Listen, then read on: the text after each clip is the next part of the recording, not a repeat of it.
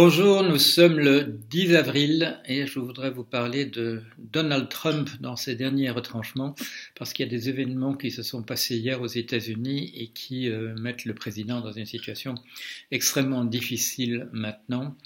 Les dossiers de son avocat, monsieur Michael Cohen, ont été saisis hier, et pas seulement ces dossiers probablement parce que la perquisition a lieu à plusieurs endroits. En particulier dans le bureau qu'il occupait dans une firme d'avocats qui s'appelle Squire Patton Boggs, également dans une chambre d'hôtel qu'il occupait pendant qu'on refaisait la décoration chez lui, à différents endroits, un autre bureau qu'il occupait également. C'est-à-dire que là, ça a été extrêmement fouillé et procédure tout à fait inhabituelle. Il s'agit de dossiers qui portent sur les relations, la relation confidentielle, sur le secret professionnel entre un client et son avocat, puisqu'il s'agit bien entendu des dossiers qui sont liés à la relation que M. Trump a avec Michael Cohen, son avocat. Alors, la procédure habituelle aux États-Unis dans un cas comme celui-là, c'est on demande, par la procédure dite du subpoena, on demande les dossiers qui intéressent la justice. Et là, une procédure tout à fait inhabituelle a été utilisée avec un mandat de perquisition dont la presse et les commentateurs juridiques insistent sur le fait que c'est tout à fait inhabituel, que ça a dû demander en particulier un accord au plus haut niveau du ministère de la Justice, impliquant en particulier Monsieur Rosenstein qui s'occupe, qui a la direction de l'affaire du conseiller spécial Monsieur Robert Mueller qui enquête sur les liens possibles entre la collusion possible entre l'équipe de Monsieur Trump et la Russie. La décision d'un juge fédéral bien particulier et probablement également le blanc-seing du ministre de la Justice lui-même, Monsieur Jeff Sessions. C'est-à-dire que toutes ces personnes, qui sont des personnes qui ont été nommées par Trump, se sont mises d'accord sur le fait qu'il y avait une raison impérative pour saisir ces dossiers sans passer par une demande adressée à l'avocat. Alors, quelles sont les circonstances spéciales qui permettent effectivement de faire cela? C'est s'il y a suspicion de destruction éventuelle de dossiers, et suspicion également que un crime ou un délit grave serait commis si l'on procédait autrement, simplement par une demande. La demande laissant bien entendu le temps à la personne de détruire les dossiers. Alors, tous les commentateurs insistent sur le fait que à part mettre en prison la femme, le fils, la fille d'une personne pour faire pression sur lui, le fait de saisir les dossiers de sa relation privilégiée avec son avocat, c'est évidemment ce qu'il y a de plus dangereux. C'est une façon peut-être, dit l'un des commentateurs, le juriste Dershowitz, c'est peut-être une manière d'essayer de contraindre Monsieur Trump de déposer devant la commission Mueller, mais c'est aussi simplement le fait qu'il y a une suspicion au plus haut niveau, et donc parmi des gens qui seraient des alliés, je dirais, logiques de M. Trump, puisqu'il les a nommés. Ce ne sont pas des démocrates qu'il accuse de tous les maux, mais ce sont bien des républicains, ou ce ne sont pas non plus des républicains qui auraient été nommés par M. Obama, qui est le deuxième rang dans les crimes qu'on peut commettre selon lui. Ce sont des gens qui sont en principe de son côté, mais qui se sont donc mis d'accord entre eux sur le fait qu'il y avait quelque chose de très très grave en train d'avoir lieu. Alors qu'est-ce qui reste comme arme à monsieur Trump? Eh bien, il peut essayer de démettre monsieur Mueller. Malheureusement, il semble qu'il soit bien tard pour démettre M. Mueller, puisque, en fait, ce n'est pas M. Mueller qui a demandé les perquisitions qui ont eu lieu hier.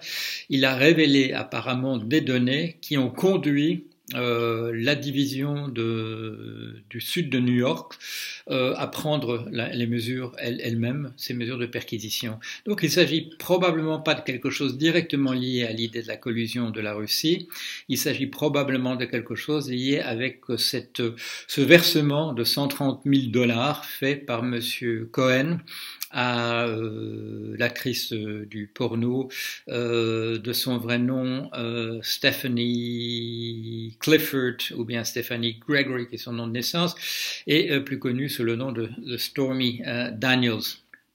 Donc il s'agit sans doute de cette affaire de paiement dont on peut considérer qu'il s'agit en fait d'une infraction au financement des campagnes électorales puisque ce paiement a eu lieu dans les derniers jours précédant l'élection. Mais il y a peut-être d'autres choses, tout le monde le dit, il y a peut-être d'autres choses encore qui ont été découvertes et qui... par exemple, certains types de financements illégaux. On parle aussi d'une somme inhabituelle de 150 000 $ qui a été payée par un Ukrainien pour permettre en demandant à Monsieur Trump en échange de parler quelques minutes seulement à distance sur un écran lors d'une réunion en Ukraine, et la suggestion est faite que, en fait, il a été demandé à cet Ukrainien de faire le paiement à quelques jours. Ce serait pas lui qui aurait pris l'initiative de le faire. On lui aurait demandé de le faire pour la bonne cause. Là aussi, durant la campagne électorale. Alors que peut faire Monsieur Trump? Il peut faire comme il fait d'habitude, c'est-à-dire tempêter, et il l'a fait hier.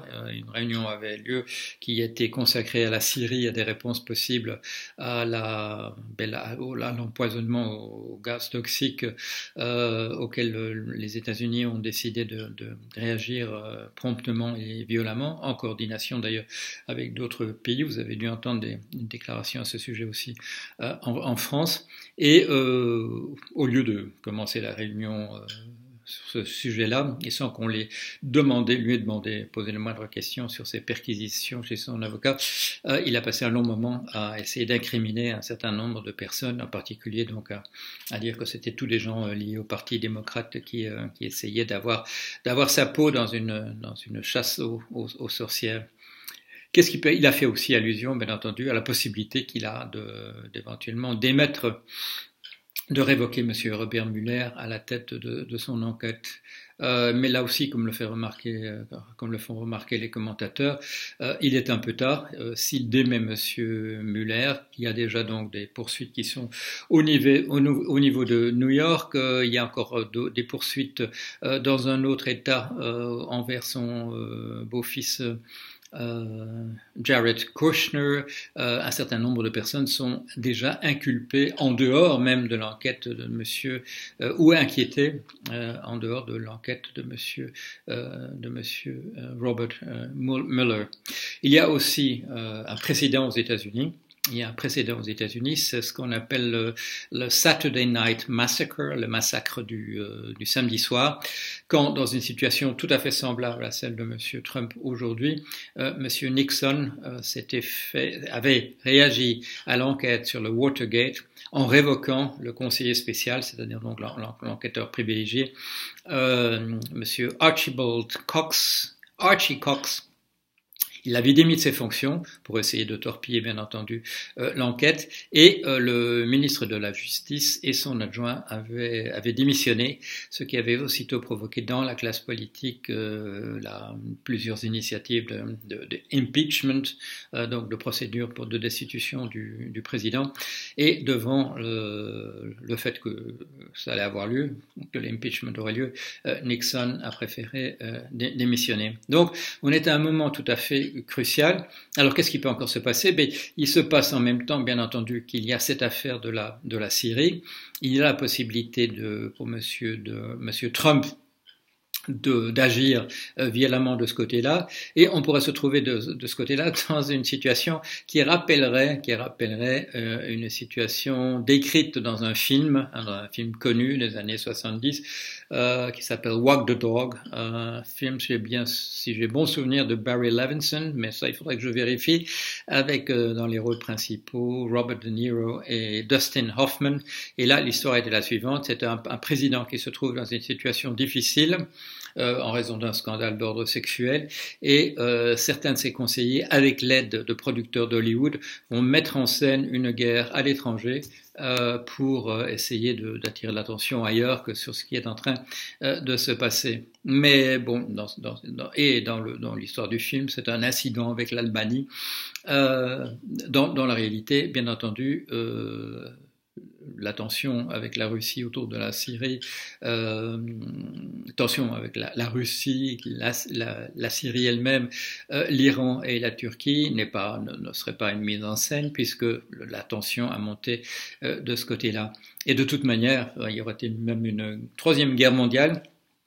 La machine est lancée maintenant judiciaire aux États-Unis, qui ferait que l'enquête continuerait de toute manière, puisqu'il y a une administration, et que donc les événements nous montrent qu'elle a bien réagi. Les contre-pouvoirs qui sont inscrits à l'intérieur des institutions américaines ont jusqu'ici bien réagi, comme on l'attend de leur part, de constituer un véritable contre-pouvoir contre des abus qui seraient faits ici et là, et en particulier par un président, comme ça a été le cas avec Nixon et comme c'est le cas maintenant avec Trump. Alors, on va voir ce qui va se passer, mais les heures, les jours, les semaines qui viennent vont être très intéressantes, puisque maintenant Trump est effectivement dans ses derniers retranchements.